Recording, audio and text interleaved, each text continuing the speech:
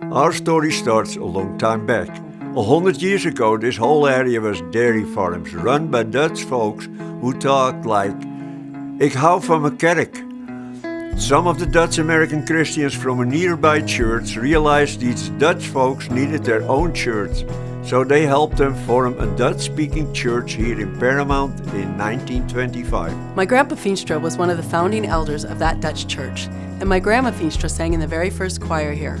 In the 1940s, the leaders of the church realized that we needed to connect with the children of these Dutch folks, so we started a new worship service in English. Ray Beal is one of my great-uncles. He was one of the elders here in 1969, when Emmanuel Church didn't have a pastor.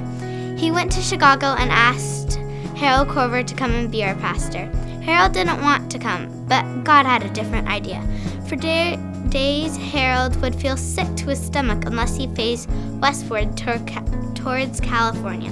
So he came, and Emmanuel Church moved through tradition and into mission. So Emmanuel kept growing in those years, even as the community changed, and Emmanuel reached out and served and beautified the city of Paramount.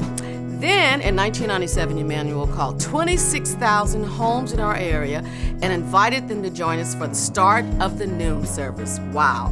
That began a new multicultural chapter for the church, which opened the door for my brother, Larry Dove. Yes, he's my brother, not my husband, not my father. My brother to come, and eventually for me to come. Praise God.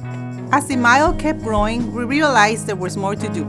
We started the Centerpoint Worship Service and then the Spanish Worship Service in the Paramount Care Foundation.